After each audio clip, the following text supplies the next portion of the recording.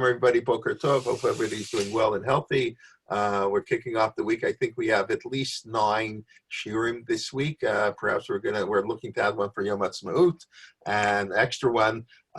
So it's really Rabbi Leibtag. Always a pleasure to have him. He's going to give a 2-minute summary of last week's class, and then we'll go straight into this week's class, the second part of a 3-part series. This evening, Mark Shapiro, the second part of the Escape to Shanghai. We invite everybody. That's at 8:30 this evening. And I'll just put in Rabbi Leibtag request if you can. And you're okay with that. If everybody wants to turn on their screen, their video, it does make it much more a community. And I can tell you it's much easier as a teacher to teach when you can see the people. But like I say, it's not a requirement, just a nice request if you can do it. Okay, Rabbi, Vavakasha, take it over. Hey, thank you, Rabbi Kelman.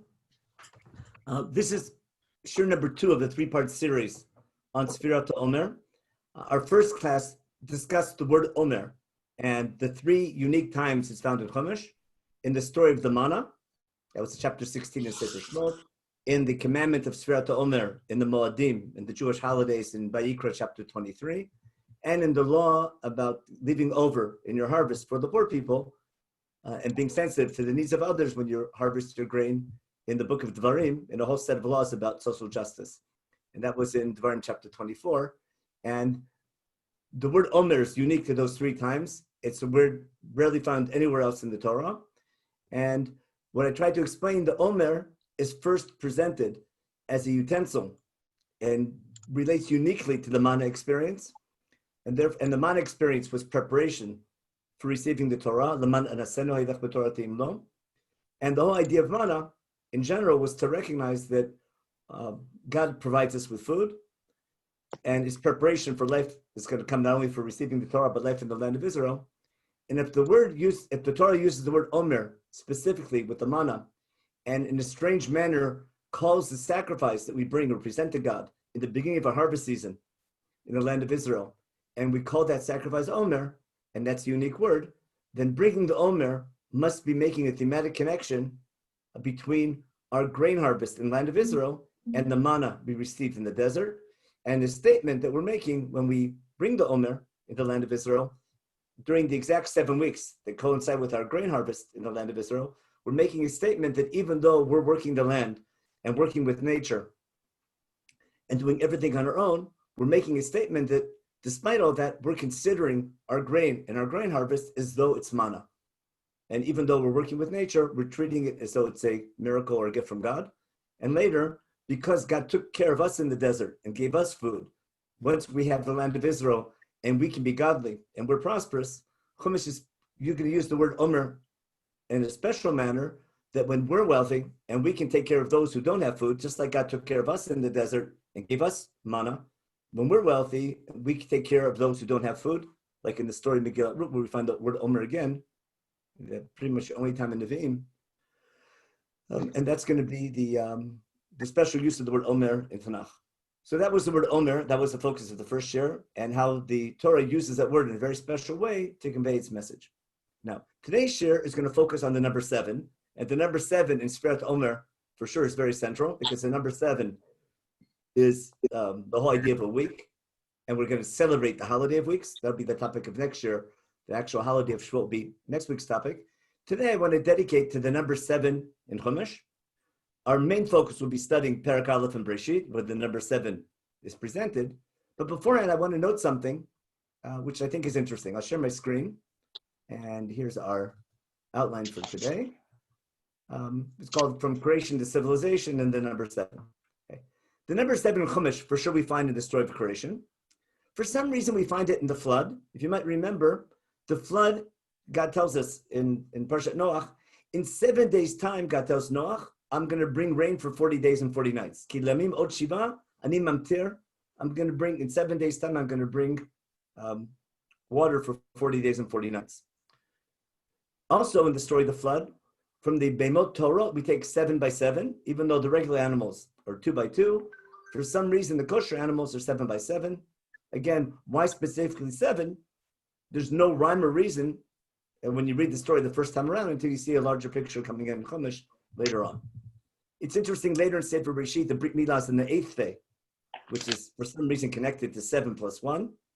We'll probably talk about that next week a little more. I'll share about Shavuot, when we have 7 weeks, and the day after the 7 weeks, the 50th day will be Atzeret. For some reason, we have 7 lambs in the covenant between Avram and Avimelech, which might be connected, might not be connected. What's interesting, in the story of Yaakov and Lavan, we have Yaakov works for 7 years. It could be just by chance, but it's interesting to have 7 years of work with Yaakov and Lavan. But we never find in Sefer Breshit the concept of a week. I'm saying that with one small reservation. Why? Because Yaakov, when he's tricked and gets Leah instead of Rachel, they make another agreement, and Lavan tells him, Malei Shvu Azot, and I'll give you also Rachel. Now, there's a machloket of Parshanim. What does Lavan mean when he says Malei Shvu Azot?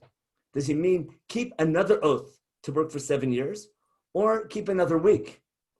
We'd celebrate for 1 week with Leah. It's a great machloket Parshanim. We usually understand it as another week because we have Sheva Brachas for a week. But you have to remember in Sefer Breshit, the people living in Sefer Breshit, there's no concept of Shabbat yet. There's no 7-day week because there's no rhyme or reason for a 7-day week. There's a logic for a 30-day or 29-day month because of the moon. There's a logic for a year, 365-day year, the cycle of the year. There's logic for a 24-hour day. But there's no natural logic. There's no natural cycle in nature that relates to 7 days. And that's going to be one of the special reasons why the story of creation will be special. Pharaoh's dream, for some reason, is with 7 cows, and in Yosef's interpretation, it'll be 7 years. So there's something that Yosef knows, probably relating to Yaakov working with Lavan for 7 years. It helps him interpret Pharaoh's dream. But later we'll see maybe why are 7 years so central to Pharaoh's dream as well. And that's all there is in Breshit. But again, we don't find the concept of a week, of people keeping a week anytime in Sefer Breshit. Of course, in the Midrash, our forefathers kept Shabbat, but that's much more Midrashic. The most interesting time we have 7 is in Sefer Shmot, when we're coming out of Egypt in Parsha V'Chodesh, and we're told to bring Korban Pesach, and then we're told, after we bring Korban Pesach, when we come to the land of Israel, celebrate Chag HaMatzot for 7 days. And there's no logical reason why 7-day celebration. I understand Korban Pesach once a year, but why are we celebrating 7 days of Chag HaMatzot? Why not 4 days, 5 days, 1 day, a month? Why 7 days of Chag HaMatzot? Now, we have a tradition that on the 7th day was Kriyat Yam Suf, but it doesn't say that anywhere in Chumash. Rashi will bring that down. But there's no rhyme or reason in the beginning, no logical reason why Chag HaMatzot would be 7 days. But for some reason it is. And that's in chapter 12 and in chapter 13. Now, in the story of the manna, that was last week's share, is the first time we have the concept of a week. Again, we have to talk about why there's a week in the story of the manna. And our first experience as a Jewish people with a week was exactly the manna experience. And we're going to return to that at the end of today's share and for sure next week. In chapter 23 in Vayikra, we have the holidays in Amor, where 7 days, the idea of 7 is very central. We have 7 days of Chag HaMatzot. Then we have 7 weeks of Sfirat Omer. And then we have the 7th month with a holiday on the 1st day, on the 10th day. And on the 15th day, we have another 7-day holiday of Chag HaSukkot. And again, no logical reason for 7 days of Chag HaSukkot other than the number 7. And also, and then in Devarim in chapter 16, we have the Shosh Regalim. We have, again, keeping Pesach in the first month. Then we have eating matzah for 7 days with the Korban Pesach. Then counting 7 weeks. And then keeping Sukkot for 7 days. Again, every time we have the Shosh Regalim, the number 7 is central. Hopefully we'll get to that either at the end of today's share or for sure by next week.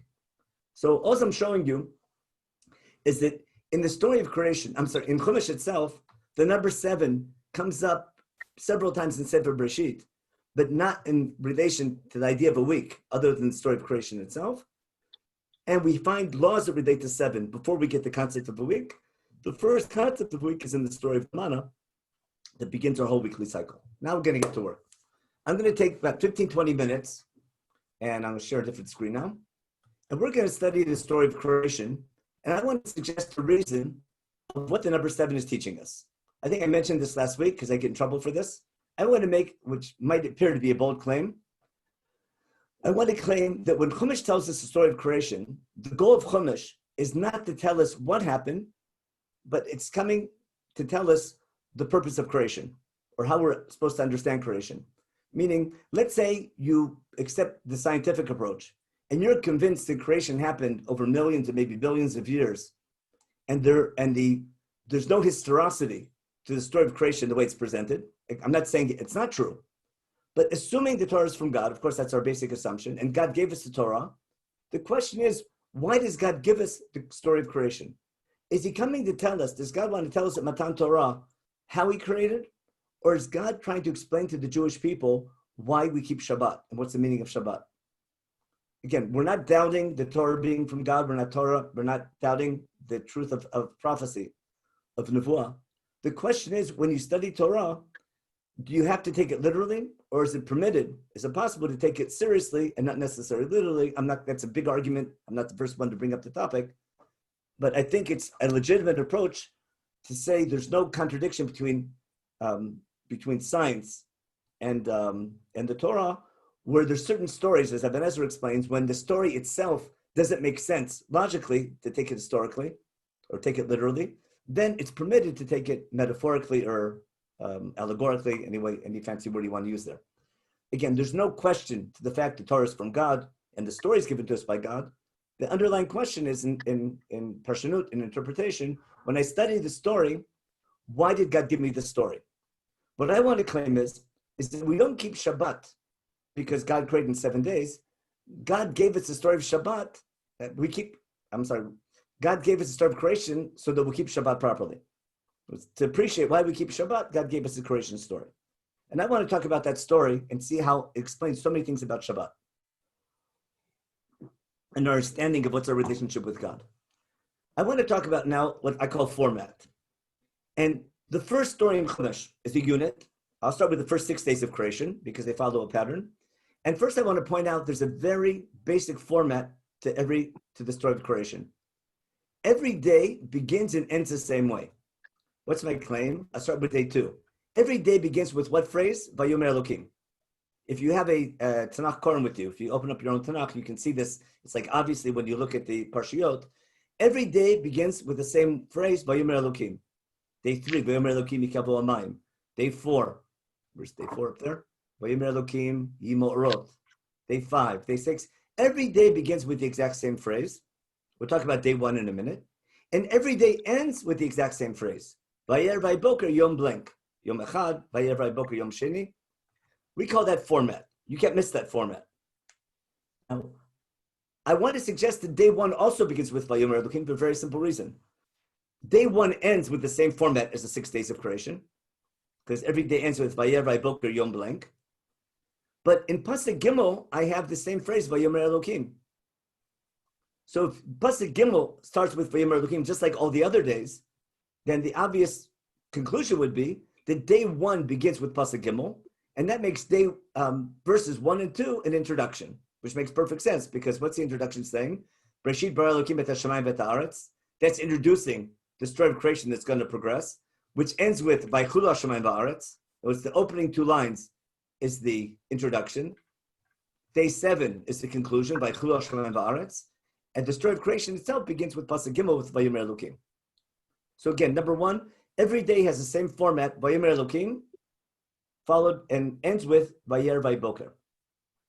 What's most important, what follows every Vayomer Elokim? Again, if this was a longer class, I'd have everyone look into it and check it out and have a whole discussion, but we'll go right to the conclusion. Every Vayomer Elokim is followed by a command. Let me just demonstrate this. Every Vayomer Elokim is always followed by a imperative, a command. Vayomer Elokim yi'or, let there be light. Day 2, Vayomer Elokim yihi rakia, let there be a rakia within the water. Day 3, Vayomer Elokim yikavu hamayim. Every day, God is speaking, and God's making a command. Now, how that command happens, we'll talk about. But every day begins with an imperative. Something must be. Some are more active, some are more passive, but every day is a command. Day 4, Vayomer Elokim yihi ma'orot b'rki hashamayim. Day 5, yishutzu hamayim sheretz nefesh chaya. Vayomer Elokim day 6, totzi haaretz nefesh chaya. So what's consistent in that pattern is that every day begins with a command. And what's going to follow every command? An execution. The first day is simple. But God says Yehi Or. What's the execution? Vayhi Or.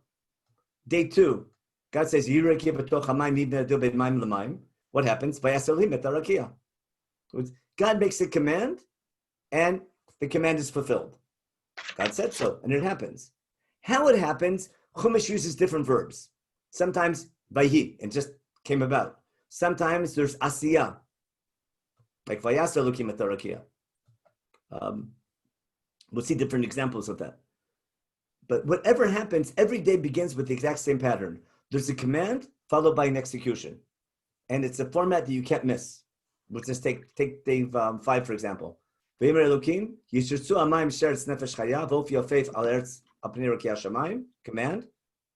And what's the execution? Here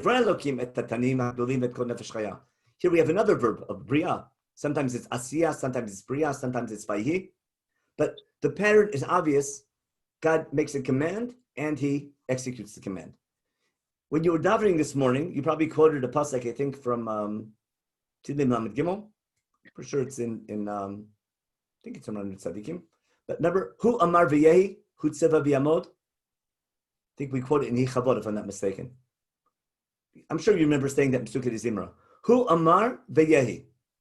God said, and it came about. Isn't that exactly a commentary on Perek Aleph and Breshit? Hu Amar, God said, Vayeh, and it came about. Vayimer li mihi or, Vayhi or. Hu tziva v'nivro. That's day 5. Hu tziva. Vayimer Elokim yisrael vayivra Elokim et hatanim. Hu Amar, Hu tziva v'nivro. That's a comment on creation, on the story of creation. Now, what follows almost every act of creation and execution is an evaluation. For example, day 1, God says, Yehi or, Vayhi or. And then we have an evaluation, Vayar limet or kitov. That's classic, isn't it? I'm skipping day 2 on purpose because for some reason day 2 doesn't have an evaluation. It doesn't say it was bad, it just doesn't say anything. On day 3, God says, let the waters gather together. I'm sorry, day 3, let the waters together and see the Yabasha. And then he calls the Yabasha Aretz, and God says, Vayar lim kitov. Every act of creation is always going to be followed by an evaluation. Day 4, for example, God says, let there be Mo'orot B'Rkiah Shamayim. And what happens?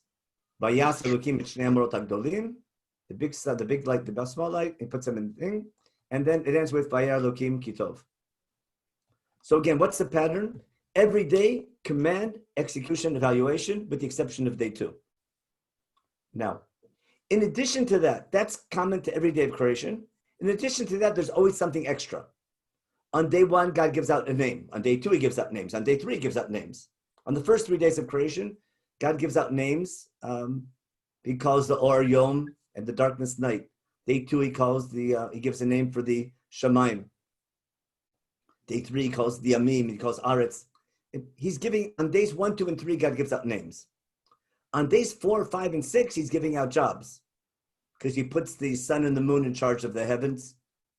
On day 6, he gives not just a job, he gives them raising families, pru'uru. He tells the fish and the fowl to multiply. On day 6, he gives a similar job. We'll see. You give the job later to man. So if I want to summarize, every day of creation has this format where there's a command, execution, evaluation, plus an add-on. And creation develops day by day. But on every day, something happens that didn't exist before. In the beginning, there was nothing. There was tohu vavohu, whatever that means. Or just chaos, I guess. By the time the 6 days are over, we have what we call nature. And God stops creating in a sense there's nothing new happening. We'll take a caveat on that. But basically, there are no more acts of creation after 6 days. God finishes his creation. By the time the 6 days of creation are over, we have what we call nature. Now, nature is still dynamic and things continue to develop, but the laws of nature are set after 6 days. And then God rests on the 7th day. Now, if I ask myself, what's happening day by day? There's a very interesting pattern happening. God on day 1 makes light. That's simple. And he gives out names. Day 2, God makes the rakia. Now, what's the rakia? The rakia is basically what we called the sky or the firmament, whatever that means. But it seems like in the story of creation, the water was always around. God never tells us what day he made water. Water just seems to be there. but it was all over the place. And what did God do on day 2? He took the water and divided it. He put some water up there and some water down here. He divided. And the division between what's up there, the water up there, and water down here is the rakia. What's he called the water up there? Well, up there in Hebrew, sham. So there's mayim up there. So sham mayim, up there is the water. He's called that shamayim. And the water down below we call the amim. And that's where shamayim comes from. But the main thing that God makes, he actually doesn't make something too much new. He just divides them between up and, he just organizes them. But still, it's an act of creation. It's something we perceive. We perceive a rakia. Now, on day 3, he moves some water away, and then we get the Yabasha, and he gives it a name. He calls it Aretz. On day 4, he makes the sun and the moon and the stars. Now, there's a famous question, which what are the reasons that it's easy to prove that you can't take this story literally? Because God makes day and night on day 1, but there's no sun and moon until day 4. So this joke I like to say is as follows. On day 4, God makes the Ma'or Gadol and the Ma'or Katan. He makes the big light, the big luminary and the small luminary. Notice he doesn't call them sun and moon. He doesn't say Shemesh and Yerech. He calls them Ma'or Gadol and Ma'or Katan. And he gives them jobs. What's the jobs? God says as follows. Let me make this bigger. He says, the Ma'or HaGadol, the Memshelat Hayom, he puts the sun, or the Ma'or Gadol, what we call the sun, in charge of the day, and the Ma'or Katan, what we call the moon, in charge of the night and the stars. What's my question? Wouldn't it make more sense for God to give us the sun during the night when it's dark out, when we could use them? Why waste the sun for daytime? Now, it sounds to Rabbi Jay's already laughing because he learned physics. Because we know from physics class that the reason that there's day is because of the sun. But it doesn't say that here, does it? There's already day and night since day 1, by Erev by Boker, Yom Echad, and there's already Choshech and Or and Yom and Laila, and we don't have a sun and moon until day 4. Now, one time, actually recently, I got up early in the morning, and I noticed there's light out before the sun rises, isn't there? So don't tell me, if I'm just landing on Earth and I'm observing nature, don't tell me that light is because of the sun. It can't be, because there's daylight before the sun comes out. Now the sun's in charge. The sun comes to work every day a half hour late, 45 minutes late, but he's consistent. Now the sun is in charge of the day. He leaves the office about a half hour early. But the sun is always out there during the day. He's in charge of the day. But who says the daylight is because of the sun? We know that from physics. But for some reason, God puts the sun in charge of the day and the moon at night. Because, of course, the moon can't decide how big he wants to be. That's a different story. There's a beautiful midrash on that. What I want to point out, though, is what you can't miss is the connection between day 1 and day 4. That should be obvious. Day 1 and day 4 are talking to each other. That's why they're lined up with each other here. Because Yehi Or, day 1, and Elohim says on day 4, Yehi Ma'orot.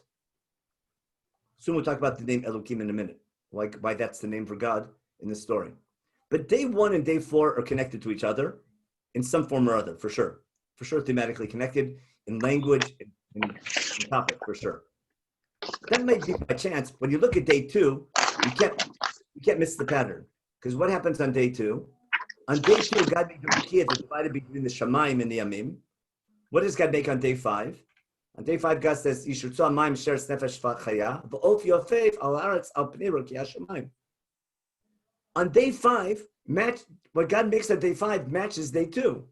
Because on day 2, God made the rakia, the divided between the shamayim and the amim. And sure enough, on day 5, God populates the shamayim and the amim.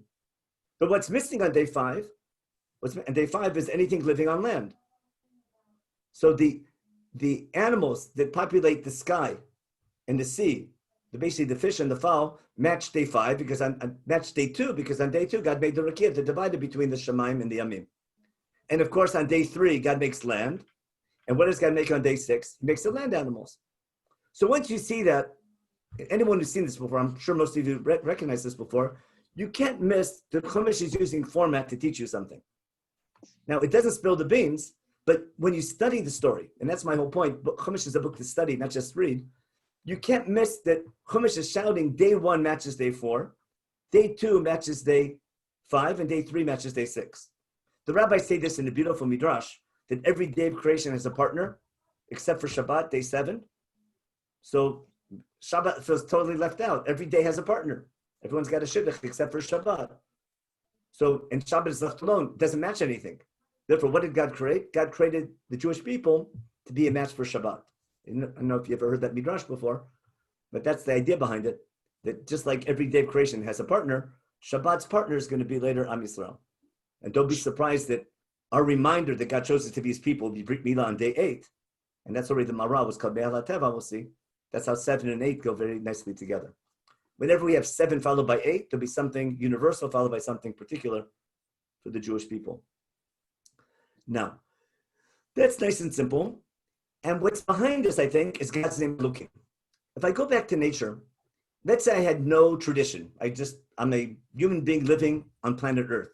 And I begin to observe nature. I notice there's day and there's night, and there's stars.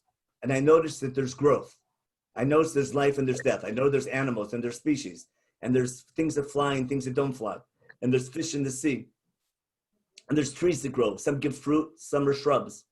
I notice all these different things. And the most logical conclusion is that each one is controlled by some power. There must be some power controlling all these things. It's not obvious they're all coming from one source, but rather there are many gods, small g. And that's what ancient man thought. There's a God in charge of rain. There's a sun god. Everyone had a sun god. There's got to be a moon god.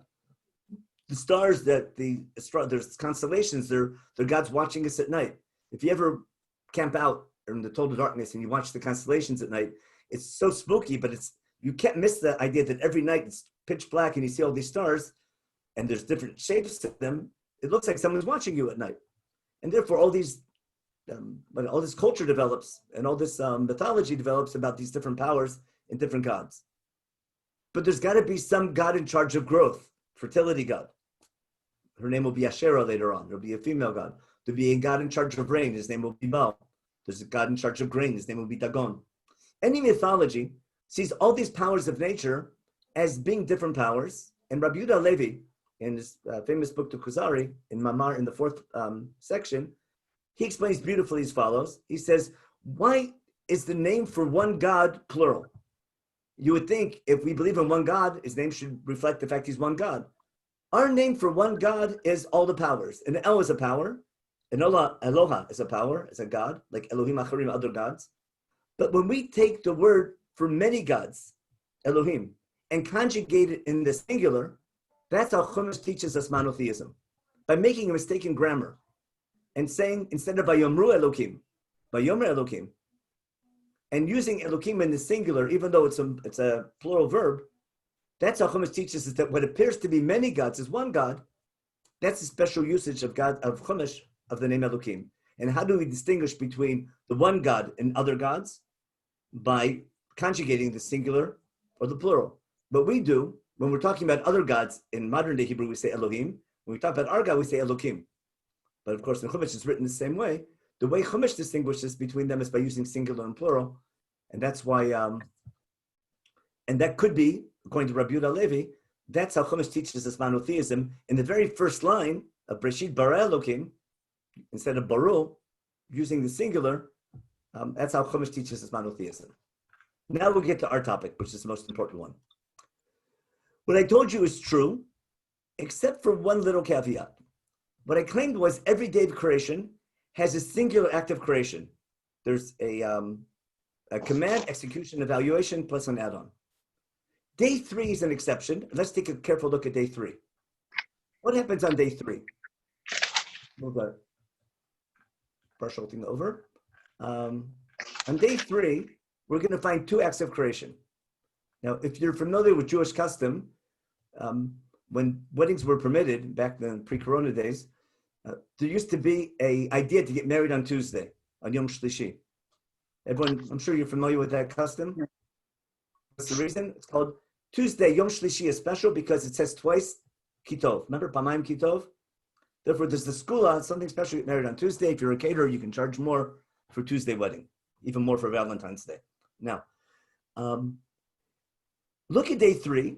We have the same pattern, but it repeats itself twice. What happens on day 3? The commandment is, let there be Abasha, and it happens, and Elokim calls the Abasha Aretz, and the Mikvah calls the Yamim, and it's good. I have an act of creation, I have a command, execution, evaluation with the name. And then, in the same day, there's a second act of creation. God could have done it all in one mamar, but he does it in two. There's two singular acts of creation on day 3. What's the second act of creation? Tatshei haaretz, Vayomer Elokim command. Tatshei haaretz desh esa mazrias eitz pri osepri lemino. That says, let there be vegetation and trees and fruit, and it happens. And v'totziaris deshe, just like God commanded, it's executed, and there's an evaluation by Radim Kitov, and that's day 3. It's very simple, day 3, but day 3 is unique. It has 2 acts of creation, even though it could be done in one. Now, there's a connection between Aretz and vegetation, isn't there? So it makes sense they're on the same day. But again, why do I do 2 separate acts of creation? For today's show, I'll call that 3A and 3B. So the first act of creation on day 3 is land, 3A. 3B is vegetation. But there's a quantum leap from 3A to 3B. And I hope that's clear. Even though 3A and 3B are connected, Aretz is connected to vegetation. What's the quantum leap from 3A to 3B? Anyone want to suggest? You can use the chat if you want. Let me stop the share for a minute. Domem and Sameach. Yeah.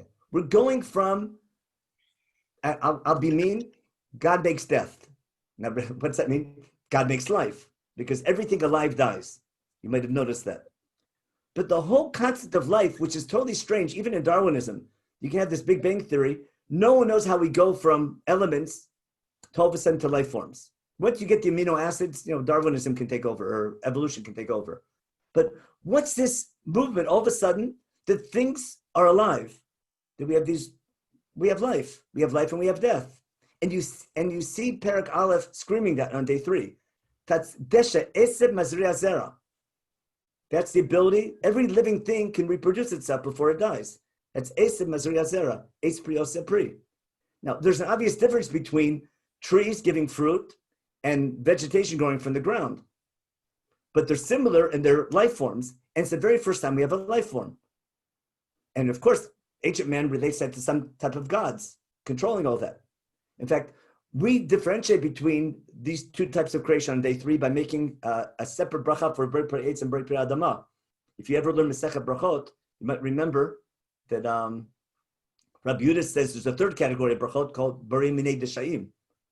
That's because exactly of what we just read.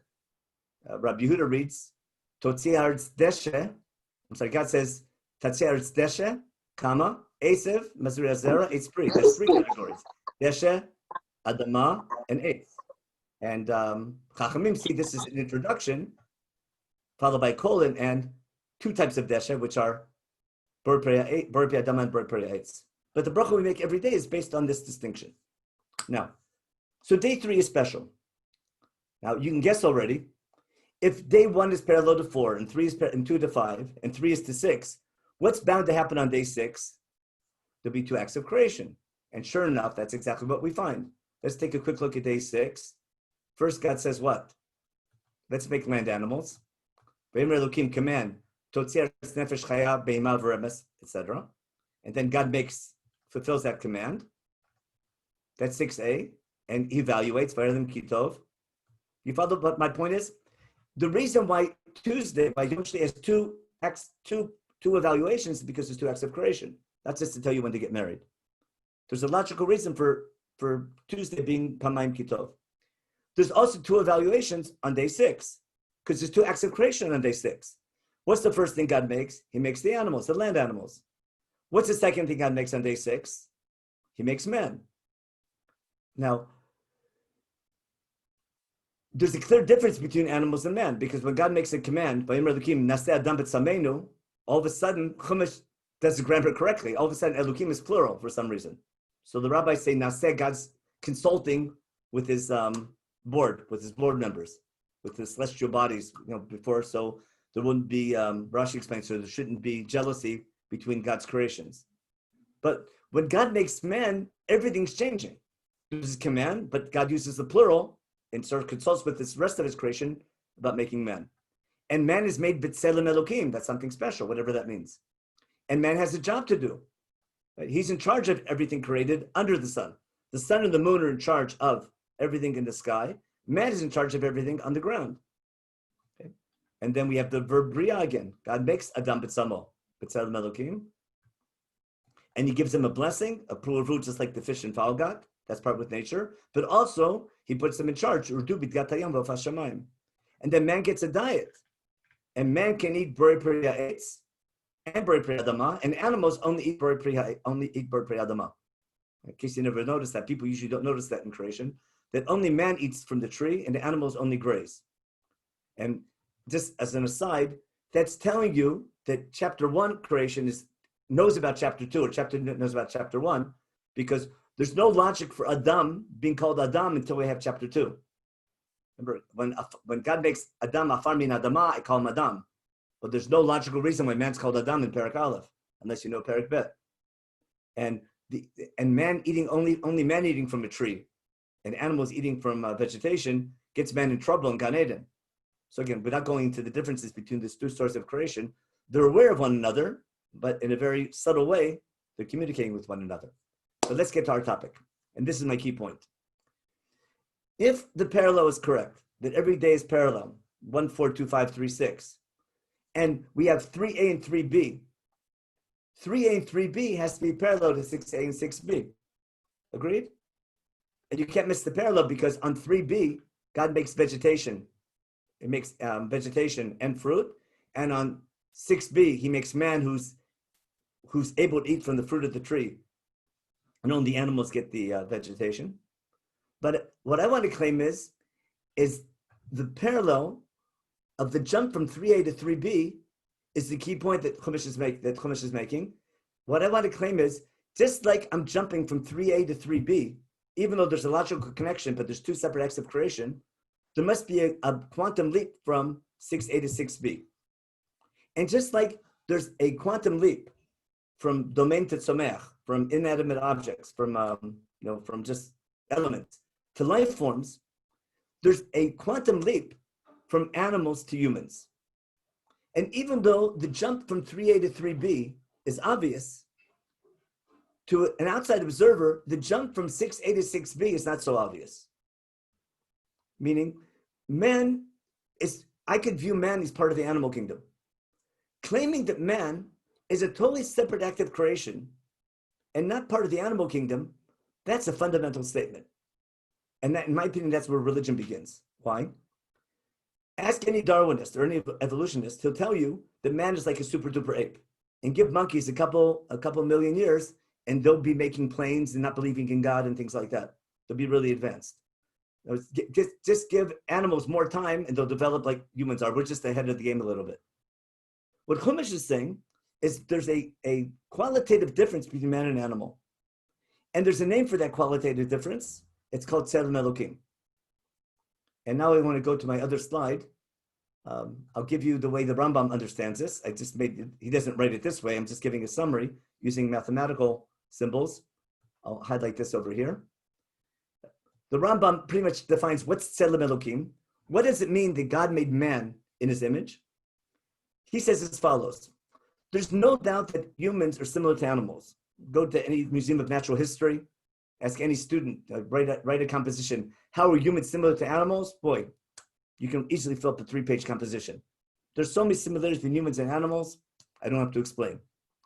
Ask someone to explain what's the difference between human and animals. You can have a great discussion as well, but it's hard to pinpoint because animals talk, humans talk.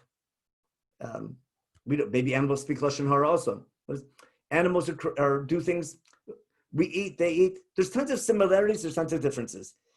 Is there one definition for the difference between man and animal? Is it wisdom? Again, that's a class in philosophy. What the Rambam claims, that's the deeper meaning of Tzelem Elokim. And he says, he's not defining what that difference is. He's saying, what is Tzelem Elokim? Whatever the difference is between man and animal, that's a Tzelem Elokim. Assuming there's a difference. Let's take the sum total of man, subtract that the sum total of animal, and what you get is Tzelem Elokim. I have the Rambam here, I'll just read a little bit. He says the word Tzelem doesn't mean a shape because that's Demut. He goes into words. By the way, this is the opening section of the Rambam in Moreh Nevuchim. Moreh Nevuchim is a commentary on Chumash, and he begins his commentary on Chumash with defining what's the meaning of Tzelem Elokim. The Rambam understood that's the main point the Chumash is making in the beginning. And he says that it's describing what's the nature of man. He says, that's the essence of man. That's the truth of man. And what the Rambam calls Hasaga Noshit, I'll call creativity, or like the thinking mind. He says, man is different than animal. And that's what makes it, and that's why it's called Tzelem Elokim.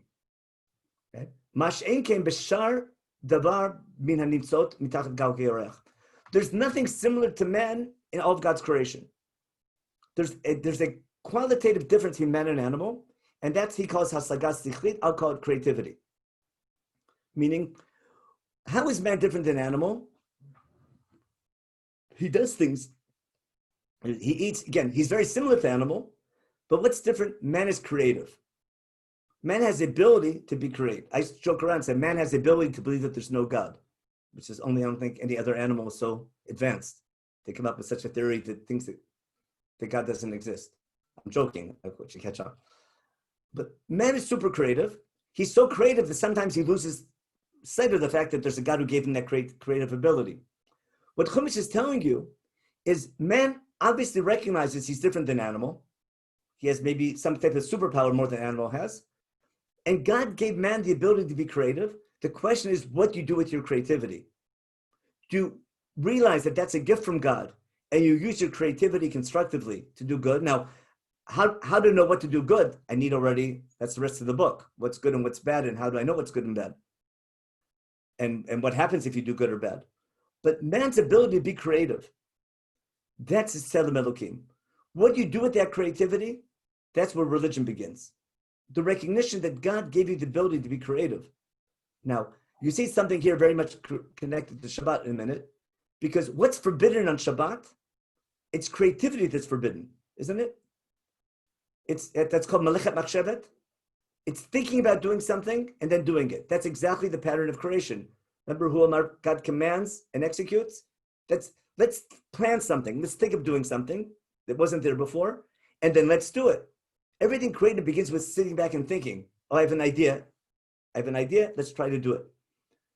That act, which the rabbis call Melechet Machshevet, is the essence of creation. And God finishes creation. The last thing that God makes in creation will be man, and he puts man in charge of that creation. And that's why I told the title From Creation to Civilization, because nature is over, but it's dynamic. But what causes things to change? Man's in charge now. Now, what did God do? God created and then rested, and you rest to evaluate what you've done. That's the big question. Are there 6 days of creation or 7? It depends whether resting and evaluating and looking back at what you've done is part of creation. Again, another philosophical discussion. But the key point is that man's ability to be creative is a gift from God. Now watch how this explains something so beautiful about what we do on Shabbat, or what we can't do on Shabbat. My claim is what's forbidden on Shabbat, I need to remember not only that God created, but that God made man with creativity. And he has to use that creativity properly in the service of God. Now, if I ask myself, how are humans different than animals? If I have an outside observer looking, give me examples how humans are different than animals. Don't tell me speech, because animals communicate. We might not understand them, but they talk to each other. But animals don't write down their thoughts and pass it down. They might do it in DNA, but the idea of writing something, taking your thoughts, writing them down in a way that a future generation can understand them, okay, that's something I'm pretty sure only humans do and animals don't do. But if I go back to history of civilization, most people begin study of civilization about 10,000 years ago with the domestication of wheat and animals. Remember, there's a whole thing with Noah Harari has a whole thing that it's not that man domesticated wheat. He claims that wheat domesticated man. If you know his theory, it's sort of cute. But there's no doubt that domestication of wheat is unique to humans. No animal in his right mind is going to plant grain, right, wait a couple months for it to grow, harvest the grain, till he harvests it, finally get those little kernels out, then grind them up, add some water, mix them up, put them in an oven and make bread. Just eat the grain. Every other living thing is a hunter-gatherer. Just eat what's out there. The idea of domesticating wheat and making bread and making that your staple and getting hooked on it. Now, an animal, if we make a challah, an animal is going to eat it. But no animal in the right mind is going to do anything of planting and harvesting and baking. Now, another obvious, it's the same thing with domesticating other animals. Cattle, sheep, and cows, that's right. Cowboys and shepherds, basically. Making a business out of animals. Not just eating them, but making animals, making more animals. Using their milk, using their skins, using their hides. And growing animals, the whole idea of cattle and sheep. Those are the two most ancient professions for ever since Cain and Hevel, isn't it? The farmer and the shepherd. And that's where civilization begins about 10,000 years ago with the domestication of wheat and with domestication of animals and making a business out of them. Now, another clear difference between humans and animals is clothing. There's no other living thing that needs clothing. Naturally, again, we might make clothes for our dogs or for our pets, but they don't need that clothing. Humans need clothing. We shed our fur for some crazy reason and we make clothes. Is that better or worse? You can argue, but only humans make clothing. And it's a whole complicated process of making clothing. We're right. Only humans, again, ants build ant farms, but they don't try to outdo their neighbors and make new model ant farms every year, every 2-3 years. And they're not, it's in their DNA, the ant farm. It's not a creative thought of let's make a better ant farm this year. It might happen slowly over millions of thousands of years or millions of years, but not a new model every year. And also living in like making houses, I'll call it industry, basically utilizing fire, melting down core metals and then forging them into tools. Again, animals make maybe simple tools, but the idea of forging tools, making airplanes, making machines, we don't see animals doing that. I don't think they'll be doing it for the next couple of million years either. I don't think we're just ahead of it. It's a totally different type of creativity, which is unique to humans. Now, if I take all those things, if you just didn't catch on, we just, by the way, in the Maharal, he says this in a nutshell, when he talks about in Tiferet Yisrael, what's the idea of Tzelem Elokim? He says something similar to the Rambam. He says, Kimashu Adam hu banai, the fact that man is a builder, nagar, a carpenter, osem belachot afiyah, and bishul, he cooks and bakes. Umatkin de begarim, he makes clothing. Okay, these are all things that need a nefesh sichlit.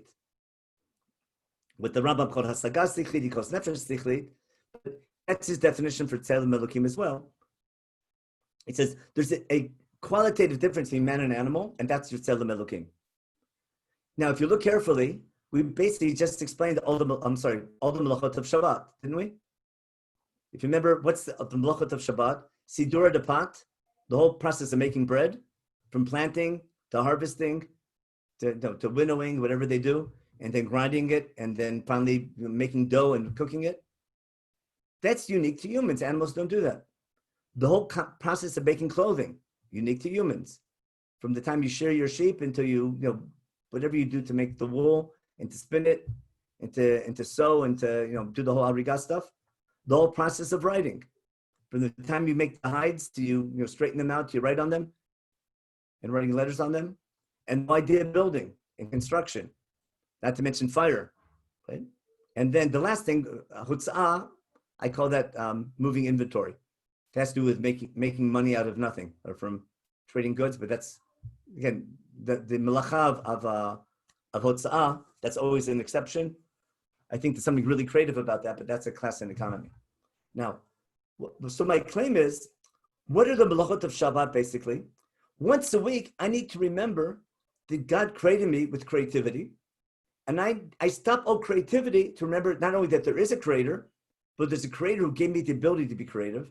I need to remember that it's a gift from God, not just thank him for it, but remember how to use it properly. And that's, in my opinion, that's reason enough for God to give us the story of creation. I don't care how God actually created everything, but now that creation has these laws of nature and God made all this, how does man fit into nature? Man needs to know he's different than animal. And that's extremely important for man to recognize that. And therefore, that's going to be something that he has to remember every day of his life. I don't have time now, but we can use that also to explain almost everything we do in the Mishkan. What are the sacrifices that we bring? All the sacrifices that we bring are from the things that are man are different than animals. What animals are sacrifices? The domesticated animals, cattle and sheep. We bring flour, don't we? Processed flour or a mincha.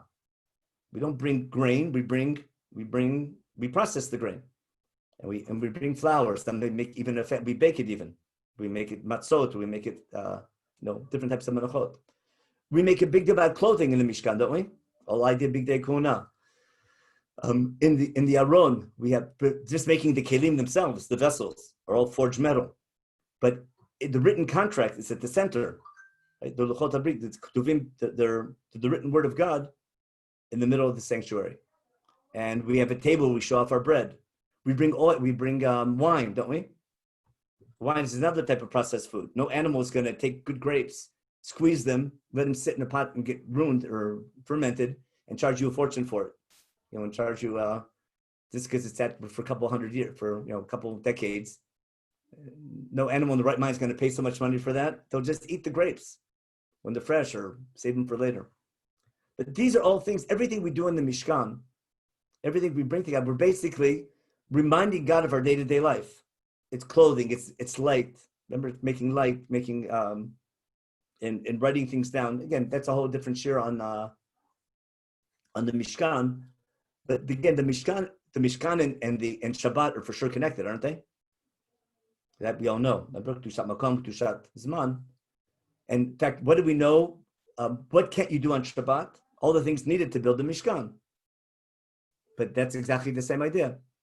And now, if you have your Chumash open, you'll see that in the whole commandment to build a Mishkan in Parshat Truma and Tetzaveh, there's a whole unit from chapter 25 to chapter 30 to chapter 31 in Sefer Shemot. 7 times God speaks to Moshe Rabbeinu, commanding the Mishkan. One big command in Truma Tetzaveh, and then 6 short commands in the beginning of Parshat Kitisa, in chapters 30 and 31. But we find 7 different commands where God explains to Moshe Rabbeinu how the Mishkan, 6 about the Mishkan, and the 7th one's about Shabbat. Again, there's so many parallels between Shabbat and the Mishkan, but that's again, I'm sure you probably heard that before. So let me summarize my key point I'm trying to make. My point is that whenever we're going to have the number 7 in Tanakh, especially in Chumash, it's going to relate to the fact that what we call nature is a gift from God. God created civilization. God created nature, created man with the ability to be creative. God gave man the ability to develop civilization. God wants man he put man in charge of civilization. He wants man to be good. But with the ability to be creative comes the ability to do good or bad. That's already a topic for chapter 2 in creation. And God's going to give God guidelines. So he'll teach us a lesson when man misuses his creativity and becomes corrupt, that brings the flood. Then God, after the flood, is going to say, I'm not going to destroy man again. I'm going to let him learn from his mistakes, be living in a world of tshuva, a world of tikkun. So man has the ability to do good or bad. Man has the ability to learn from his mistakes. And that's how you grow with God and grow with civilization. You do something, you make a mistake, you recognize your mistake, you're sorry for it, but you can learn from your mistakes, you can grow from them. The whole process of tshuva. But that idea that God gives us the story in creation of 7 days in order that we keep Shabbat, not just Shabbat, but anything that has to do with nature, to remember that there's a God who made nature. And man should not think he is a God, but rather he's a servant of God. He's like God. He's godly. But there's a purpose in his creation. We'll always have the number 7. Therefore, anything agricultural, anything relating to man's interaction with nature, where man might think there's other gods or many gods, and we need a reminder that there's one God who made the system we call nature, is going to have the number 7. So let's go back to what we talked about in the beginning of this year.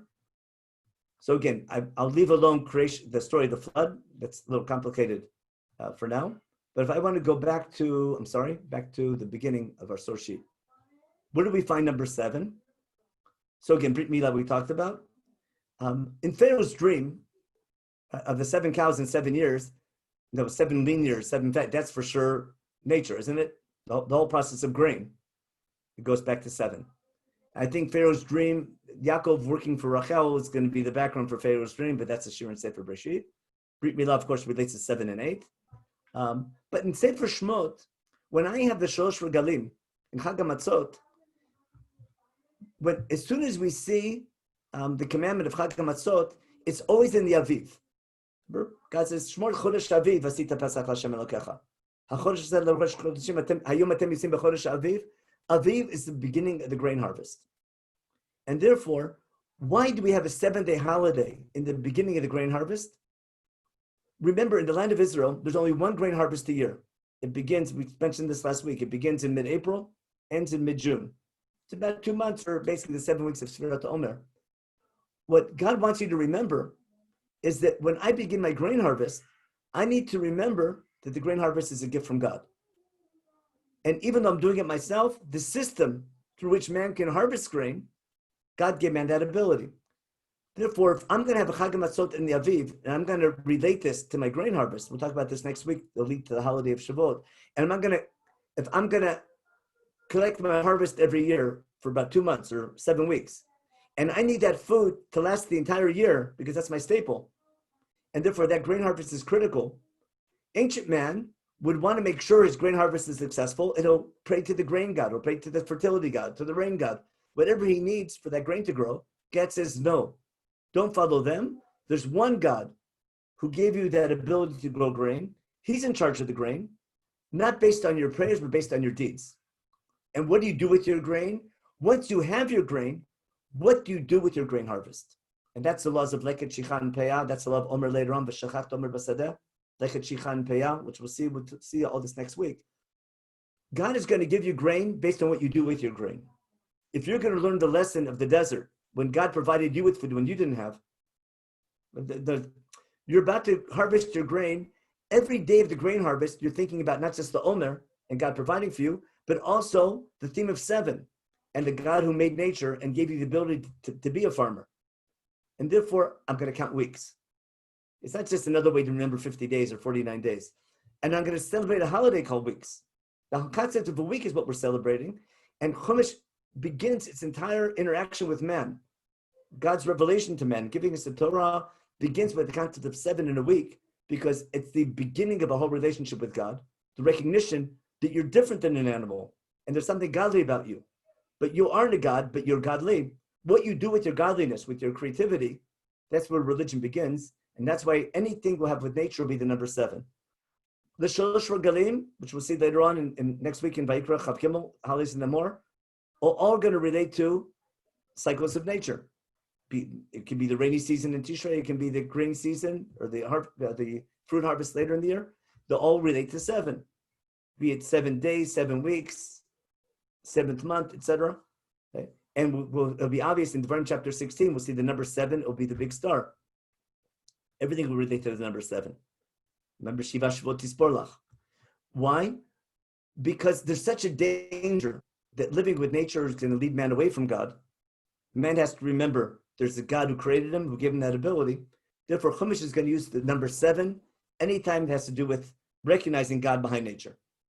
And don't be surprised, remember, remember, you find God through historical events or through nature. I can take nature can hide God, or study nature can lead me to finding God. Don't be surprised that the first of our forefathers in Bereshit, who God doesn't talk to, only through dreams, but finds God in everything he's doing, don't be surprised that the number 7 will be critical in his life, and with Yosef and his dreams and what's going on in Egypt, where they then explain all the laws of matzah later on, and nature and how we view nature. Again, so let me. Our time is up for today, but I want to dedicate today's shir to the story of creation, the number 7. It's not just one story in Chumash; it's the opening story of Chumash. It's the key theme of Shabbat. It's a key theme. It's the story that begins our relationship with God. And therefore, when I study Chumash, and I try to understand why is God beginning with the story of the 7-day week, and then I'm faced with science that tells me a totally different story, that's not a problem at all. The topic of Chumash isn't how God did it. How God did it, that's God's problem. We know that he did it. How he did it, that's ask a scientist. Why he made man, and what does his creation mean to man, and how does man understand his unique ability to be creative, and how does man perceive nature that surrounds him, and what does he do with that ability? to be in charge of nature. And using that ability to do good and be godly, that'll be the rest of Chumash. And therefore, the number 7 will be key. And next week, we're going to use that to explain why counting Sphira is going to be so important, why Dr. counting weeks, why we call the holiday weeks, and how that's going to explain not just the holidays that are more, also all the laws in Sefer Devarim. Okay? I'll take, if you have any minute for a question or two, let me stop the share. But if you want to put questions, I'll thank you in the interim. Even if one wants to speak their question, that's fine. If you don't want to type it, stay on for a minute. Thank you. Thank you again. This evening, of course, 8:30, Mark Shapiro on the escape of the Mir Yeshiva to Shanghai. Tomorrow, we're starting 2 new shiurim. Marty Lakshin, those in Toronto know him quite well. Professor for many years here, now been living in Israel. 4-week series on Parshanu. Tomorrow on Rashi. Every week he'll do a different Parshan. And evening, Miriam Krupka, the director of Jewish Studies at Ramaz, will be giving a talk on the prophet and the priest. So that's tomorrow night, 8:30. And follow your emails. It's a pleasure to learn with everybody. Be healthy, be well. And thank you again, Rabbi Leibtag. And if anybody has any questions, Vakasha. Just one thing, I noticed there's a question about bees making honey, and animals actually answer more industrious than humans are, but that's usually in their DNA. It's a beehive, he builds a beehive, but he doesn't make a new beehive every year and let's outdo the beehive and work. There's certain things in animals in their DNA that they build things, but it's not the same type of creativity that humans have. Again, it could be only a qualitative difference. I'm claiming it's a quantitative difference. I'm purposely dodging the question how to define it, because Chumash defines it. That's Tselem Elokim. So maybe you'll find some definition for it. I'm saying that there's a difference between humans making airplanes and skyscrapers, and bees making honey, and birds making nests. It's not just a quantitative difference. It's only a matter of a couple million years and they'll catch up with us. I think it's a qualitative difference between man and animal. Again, you can argue that point. I think there's logic to that point, and I just see that all the laws of Shabbat exactly fit into the difference between man and animal. Like the difference between man and animal are exactly all the things we don't do on Shabbat and all the things that we do in the Mishkan. Are music and art part of those, or non-utilitarian crafts, artistic endeavors? Are those part of? I see that in remember the 7th generation of Lemech. There's these 3 sons, Tuval, Cain, and Yaval.